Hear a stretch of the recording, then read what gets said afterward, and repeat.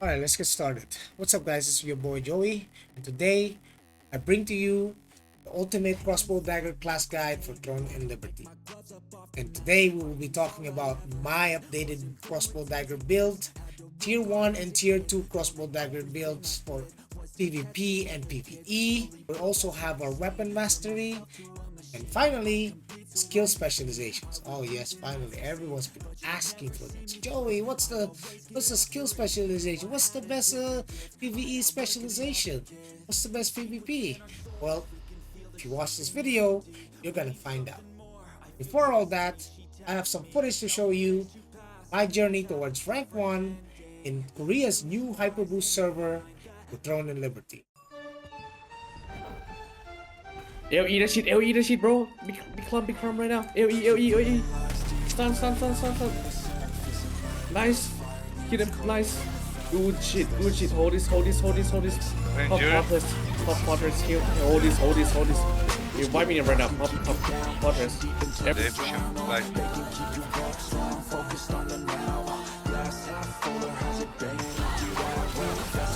Coming back. Fight. You have Guardian. Use the Guardian. Use the Guardian on that. AoE. Bomb that shit. Push them. All the way back. Push them. Go deep on this. Push them all the way back. Wipe the back line. If you see big clump, just go bomb that shit, bro. Bomb them. And go back after. Go back after, guys. Go back P13. AoE P13, guys. AoE. Nice, and go back. When you bomb, go back now. 3, 2, 1, let's go. Pin 12, go, Pin 12 right now. 18. Now, big clump. Nice, bomb that shit. Beautiful. Oh my god. People getting fucked. Holy shit, dude! Look at the tombstones! Come back. Just vortex. Big bomb, counter bomb. Kill the left. Guys, push them. Don't stay back. Push them. Big bomb.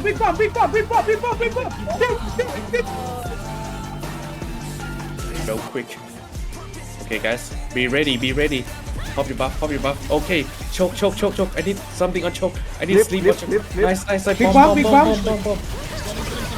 Oh my god! Delete them.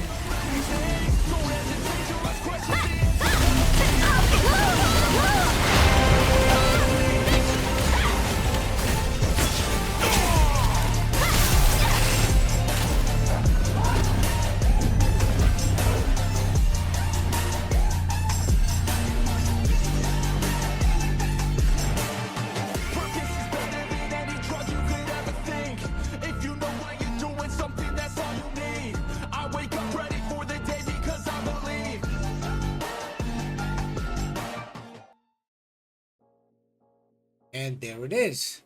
What you have just witnessed, ladies and gentlemen, is the true potential of crossbow dagger in the early stages of Hyperboost server 1. So now let's look at the build, right? Let's go towards the progression build. I didn't change anything towards the green gears, and I'm certainly not going to trade it. I'm gonna leave it as that because you're good with that until you get to level 50 pretty much. And in Hyperboost server, they just give you free loot every 10 levels, give you free chests. But in global, it's gonna be different. You're going to have to craft these pieces, but it's gonna be easy to craft because the materials for these, you can get them from doing contracts or just basically picking them off from mobs. And then there's also the blue set. I really wouldn't change this because it's still pretty good in terms stat wise, because you're reaching a 60 dex bracket right there and 30 strength as well, so you have some HP, you have some decent attack speed as well with the gloves. The passive, you got 5% from that, and of course you got the old Lethal Fortune ring, which everyone will have because it's the lithograph ring. It's one of the first blue rings you'll ever get in the game. Now let's go straight towards the tier 1 epic that for our build. Okay, so this is what I'm currently wearing for Throne and Liberty Hyperboost server, and I'm running a tier 1 Rex Chimera's Rankbow. and a Liquorious Dagger. Okay, so looking at it here, let's go towards the skills. For ZVZ, here are the skills that we use.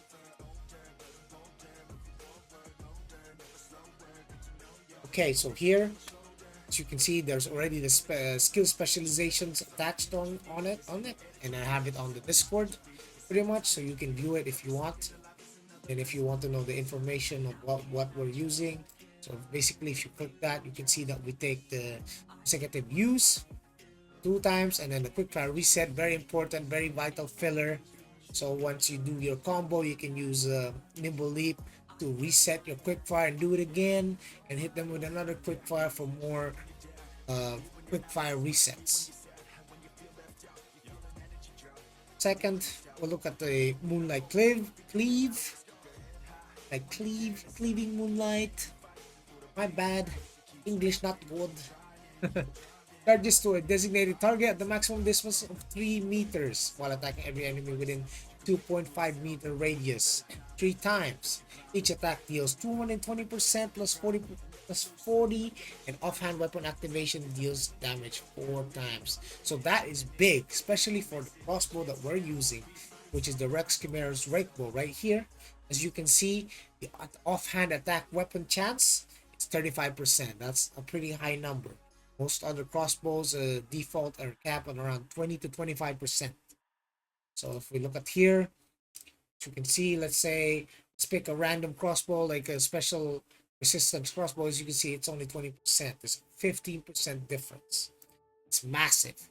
You want it early game. It's pretty good. And for the traits, we're going for attack speed, heavy attack chance, and hit. There's no question about that. You don't need that much crit. You're reaching the 60 dex per threshold, and you're gonna get yourself the 35 perception. We're mainly going for 30 perception, but people be asking, why don't you have a lot of hit? Well, this early in the game, no, but not many people have evasion, meaning you don't really need that much hit. But people starts building towards evasion, you're going to build your way towards better gear.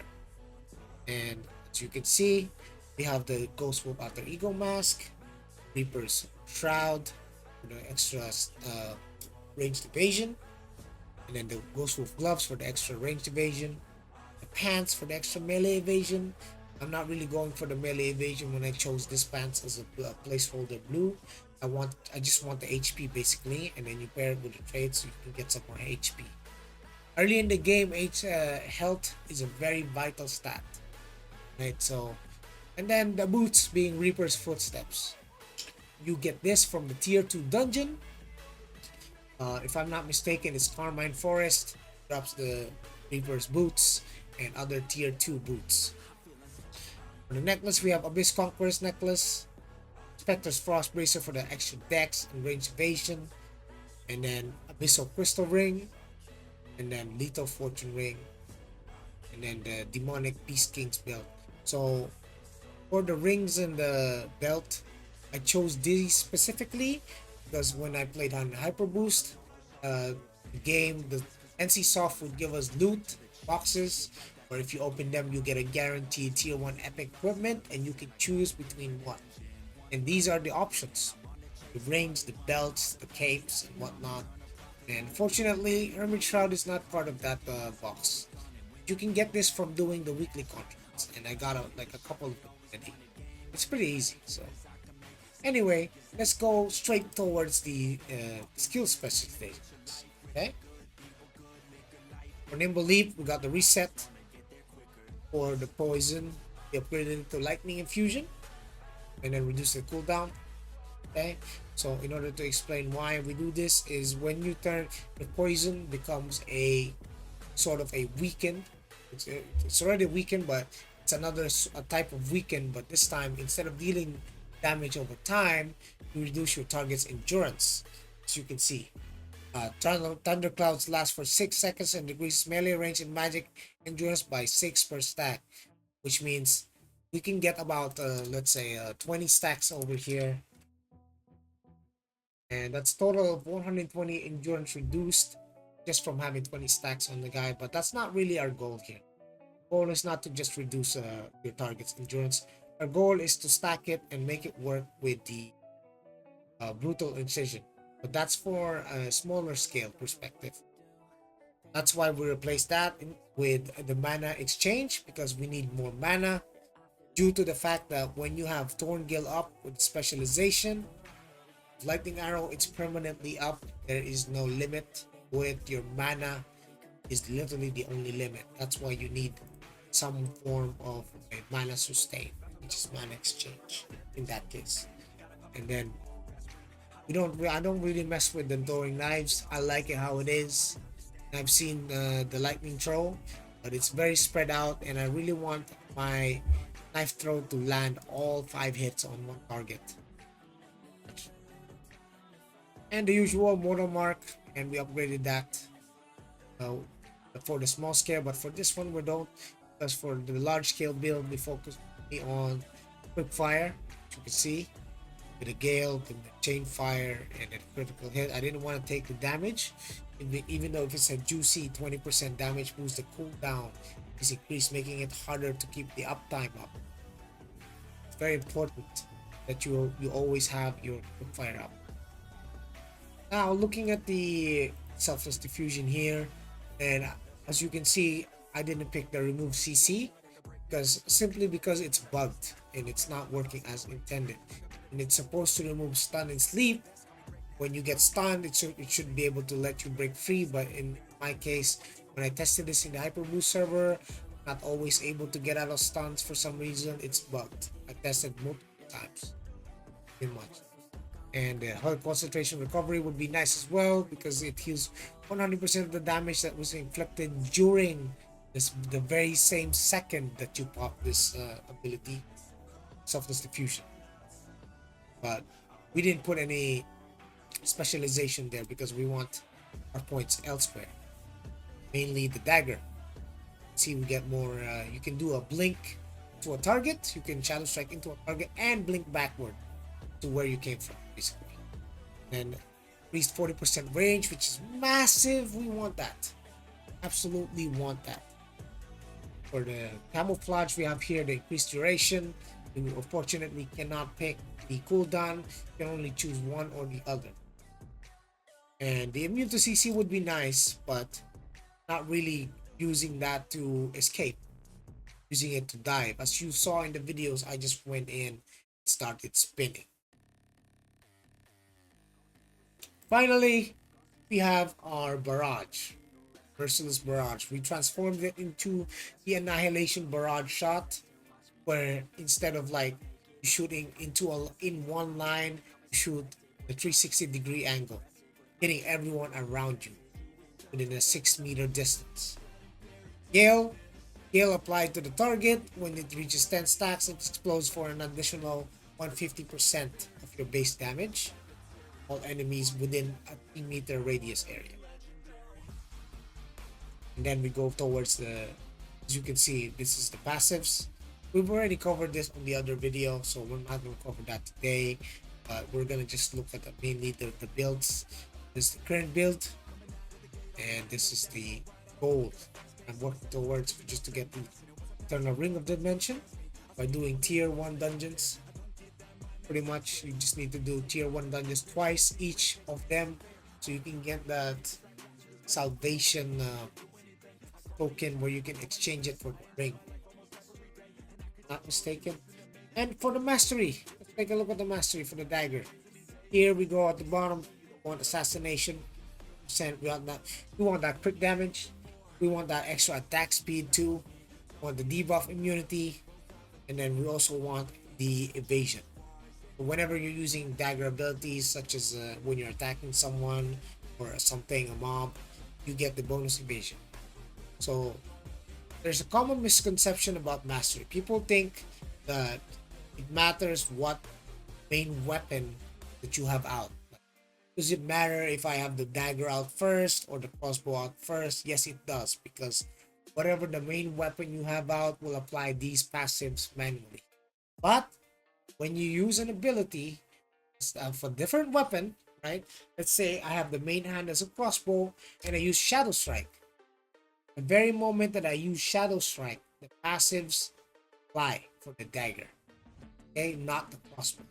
So when you're using dagger abilities, you get dagger passive, dagger masteries applied. When you're using the crossbow, you get the crossbow masteries applied. Basically. Shit. And for the traits, you want to go for ranged and magic evasion, as you can see here. The bottom here, bottom right, got 1463 and 1339. That is the goal, ladies and gentlemen.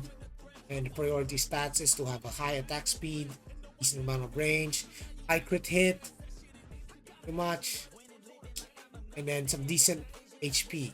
But there's also the buff duration, which is very important because it also increases the duration of your buffs from the selfless diffusion, right? And there we have it. That's it for the PvP. As you can see, you can if you want to further inspect the build, let's say you want to see the specializations and whatnot, I posted the link in the Discord.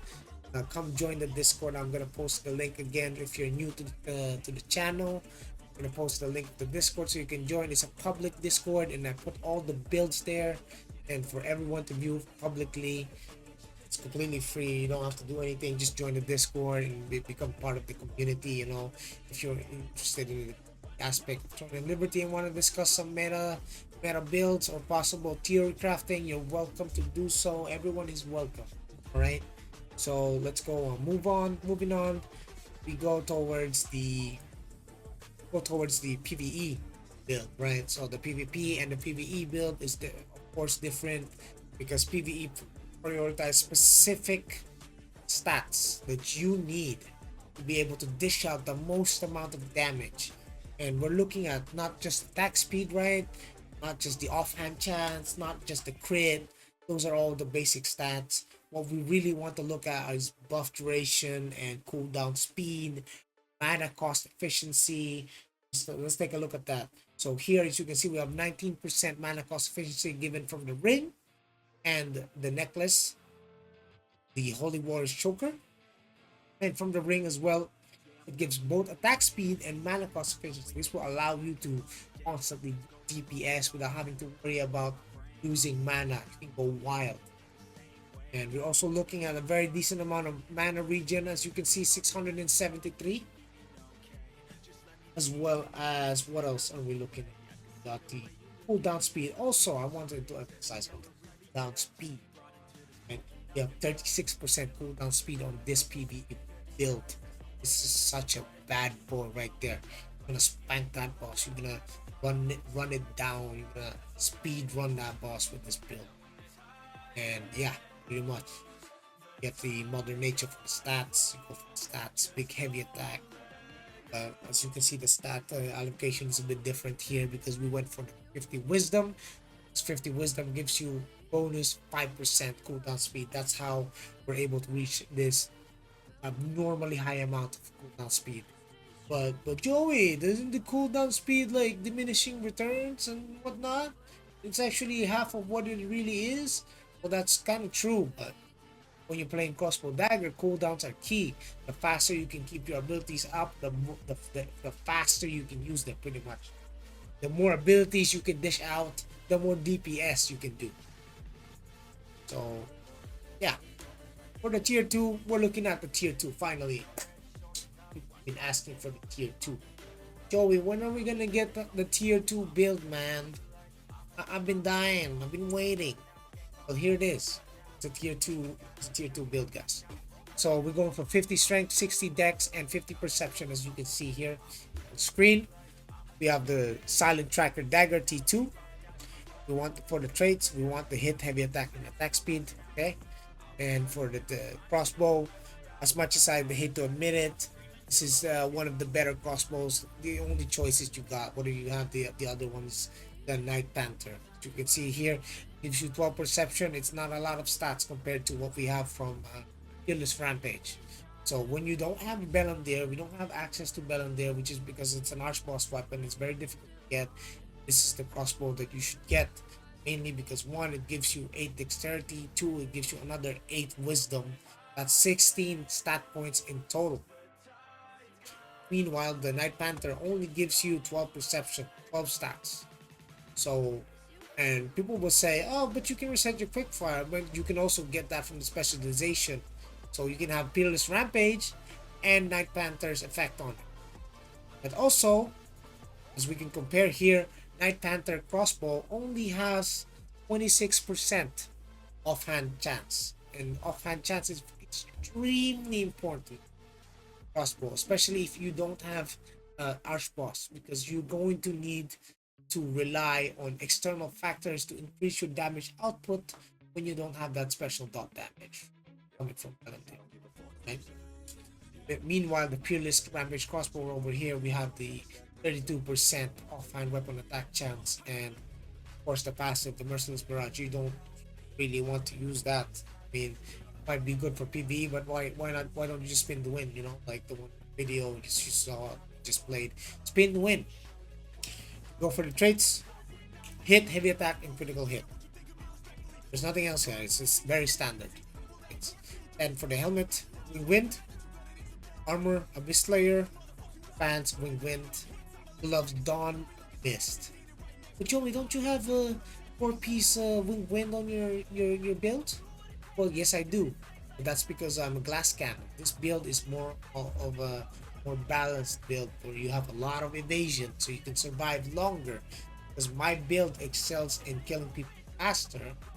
But that's because with a bellandir crossbow, right? And then bellandir also got nerfed. They reduced the damage by like 3 times the amount. So originally I would do 1000 base tick damage on players, and if you heavy attack it's 2000. So now it only deals like 400 at 3 stacks and 800 if you hit heavy attacks. And it's kind of sad. They just killed the weapon, just made a $2,000 crossbow useless. I hope NCSoft should fix that, because it was really depressing. Especially imagine all those players that invested all that money or all that effort grinding that weapon, finally getting it only to get nerfed down into basically useless. And but for me, since you guys know that I play multiple weapons, I don't really have any problems. Even if an Archboss weapon that I'm using is nerfed, I'm just gonna play the other build, whichever works better for me, because I can play all these weapons with absolute mastery, experience them. I've been able to play high level PvP with them, and I know the do's and don'ts. But that was before specialization thing, right? Now let's talk about the accessories. Very standard. The only thing I changed is the uncheckable gold ring, and the belt is Titan's Bloodlust. So keep that. All is well, all is good. And now we can actually talk about the skill rotation for PvP, right? So let's go look at the skills, right? Take a look at that. So reason why, if you want to play crossbow dagger, and you don't have access to bellandir and all that, you might want to main your daggers. Well, why? Why don't you just use the crossbow? Because the crossbow is not dealing enough damage. Unfortunately, it doesn't deal enough damage. The current patch is very underwhelming, but I understand that you guys are confused, because I just showed you a video of me deleting like an entire guild on myself, all on my own.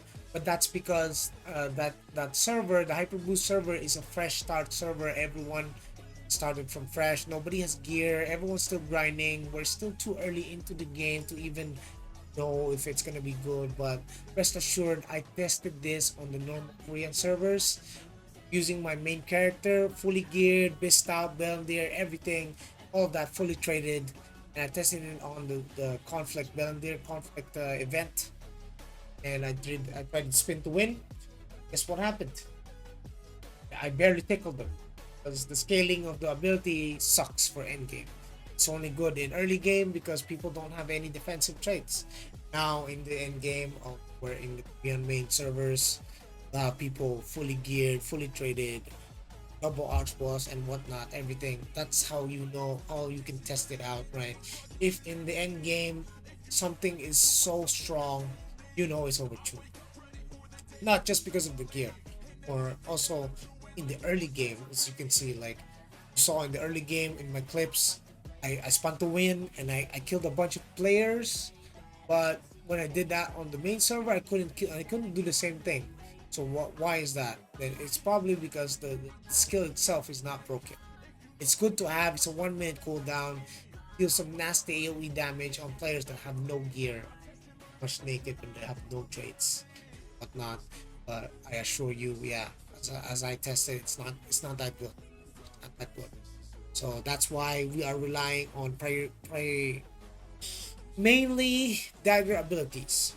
Okay, so the combo goes as follows: you want to shadow strike in, you want to pop first you pop your fusion lightning fusion, right? Pop your lightning fusion, your shadow strike in, cast the lightning fusion, and then you sweep them with the ankle strike, and hit them with the moonlight or the cleaving moonlight, and finally finish them off with the upgraded version of brutal incision. As you can see, this is a very powerful skill, by the way. This is the reason why I'm saying that you should main, pretty much. It's one of the reasons why you should main daggers, because look at that description right there.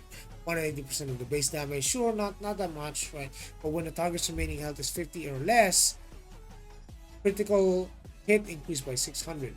The target has weakened.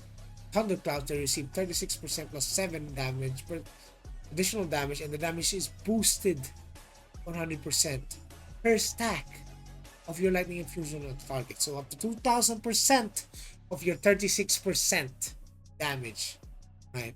Also, the critical damage increases by 20%. And I tried this in the Hyperboost server. It was hitting people for like 8k, and people only have like 6k HP. So it can pretty much one-shot people, but it's not really a one-shot because you need to basically stack it up. Without stacking it up, you're not going to see some results. So that's pretty much it. So anyway, I think I've covered pretty much all of it. Let's see, what else are we missing? Okay, we've done the updated build, sorry. A gear progression, right? Showing you that. It remains the same. Tier 1 and Tier 2 updated build, we've shown you those as well. The weapon mastery, we've shown you. And the skill specializations, as you can see here, it's all there. I will guys, I will post the link of this build in the Discord. I'm pretty sure I already uploaded it. Discord. Let's take a look for you guys. All right, so here we go to Tone and Liberty PvP Discord. Right, as you can see, I've been posting links of these builds, right? So let's see. As you can see here, it's pretty much it. This is pretty much it. The link is there. I update it often whenever I can, so you can see the build is updated here. Anyway guys, that's all for my video today. Thank you very much and peace out. I hope you enjoyed the content. If you really enjoyed the content, please like and